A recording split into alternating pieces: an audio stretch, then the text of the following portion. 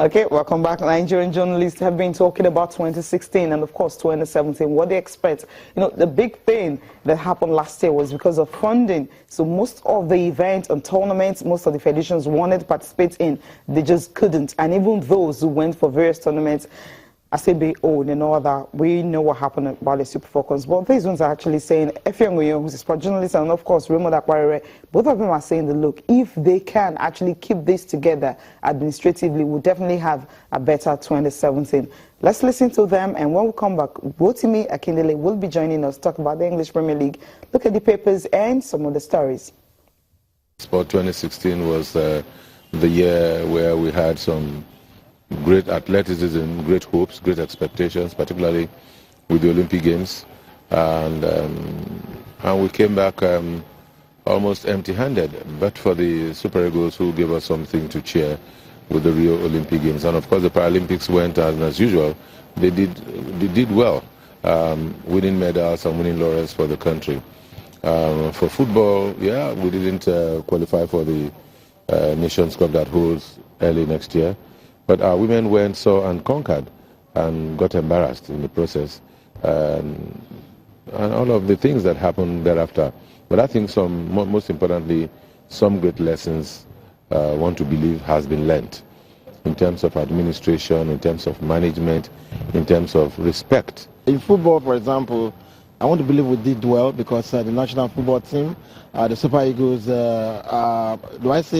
doing well as far as World Cup qualifiers are concerned. It is rare to see a Nigerian team, have as much as 4 points lead over Indomitable Lions of Cameroon, the likes of Algeria, and the likes of Zambia. This one World Cup, I think, before the final match is played, Nigeria would have booked a ticket. Funds have been a problem, and I am looking forward to 2017, so at least we do not have a situation whereby funds will not be an issue. Scandalous outings, talk about problems with the Falcons, problems over Super Eagles, allowances, even athletes and all of that. Perhaps with more funding, we'll have a better 2017. Obviously, that's what all of us will be expecting. Rotimi Akindele of Beat FM joins us now on the segment. Rotimi, good morning. Good to have you. Good morning. Happy New Year, guys. Happy New Year. Yeah, I would like to get your own opinion on this Mikel Obi issue as well too. Surely we have to. The coach says, okay, I'd like you to stay in Europe. Yeah. But if you decide to go to China and you're playing well, then you still have a chance to be a part of my team. Of course, everyone knows going to China is for the money. Okay. Which is not bad. Exactly. It's not bad. I mean, considering the Nigerian angle, it's not bad for Mikel. But if the coach says, yes, you're my captain, I need you to play competitively, then you should probably listen to the coach. But the point is, Shitu came out some days ago to clear the air that, hey, no Valencia deal has been agreed. What deal has been agreed? That's the question. That's what every one of us is. So if it's going to be China, fine.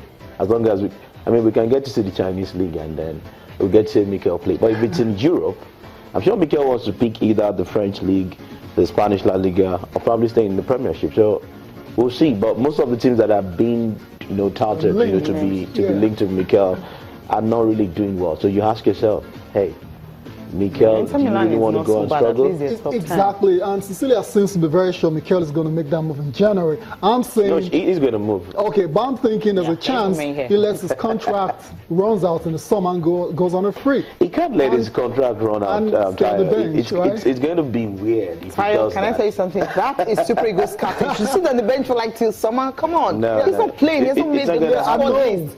The squad list. He's not even sitting on the bench right now. He's not on the bench. It's not part of the setup. That's it. It's not even part of it. It won't make any sense. So if he wants to wait to collect the title and all that, I mean, he won't even get the medal because he hasn't played enough games. So what are we talking about?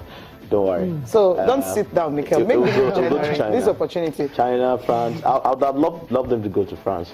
Looks like there's this magic. Thank you. Everybody goes to France when they're struggling, and then they get to find their mojo back in France. So he can find it back in France. Yes, some sort. Okay, make some money there. Let's go to the Premier League now, Cecilia. Antonio Conte. Interestingly, incidentally, we're talking about Chelsea. Chelsea, great winning run. 13 in a row, but tonight they get to play against Tottenham Hotspur. Those two teams they don't like each other. It's a London derby. I mean, where do you think this one is going to go before we go and listen to Antonio Conte? Well, it's going to be a very close game, that I know, but the quality in Chelsea might just play a role in who gets to win tonight. Yes, Tottenham has the quality. Yeah, Tottenham has the quality as well. But if you look at the chemistry working for Chelsea, you probably feel, hey, these guys might just go to White Hart Lane and then nick this one. Fine. Probably the only worry for Conte is that Marcos Alonso picked a knock at the weekend. He's facing a leg fitness, test. I'll see if he's going to feature tonight. Aside from all that, Pedro is back from suspension. Should be able to add bite to the attack as well. And then you look at Tottenham, you have Vertonghen back, you have Kyle Walker back in the mix as well. So on paper, it's a big game. It's going to be very, very tough. I just think the quality, individual quality, might just play a role. You can't rule out the fact that Costa might decide tonight's game. Diego Costa. It's very, very possible. The beast. You mentioned him already. He's the beast for Chelsea. Tottenham also has their own beast in Dembele and what's the man in the midfield now? I've forgotten his and Wanyama, Victor Wanyama. So what about Harry Kane? Harry Kane seems to be. Harry Kane for me is not the beast. No. He's not in the mode of a Diego Costa. So. Dele Alli is not. But he knows where the back of the net is. They know, but in big games, that's where you see those. In big games, if you're looking for players that can actually decide the outcome of a big game, then you look towards Diego Costa. That's if you're concentrating on the attacking players. Not Harry Kane. Not Harry Kane. Oh, interesting. Okay. So we're going to listen to Conte now, right? Okay, let's listen to Antonio Conte, Chelsea manager. He's been speaking ahead of tonight's game against Tottenham Hotspur. Yeah, for sure. This is a great achievement for us, because to win 13 games in a row is not easy, above all in this league, and above all now is very difficult.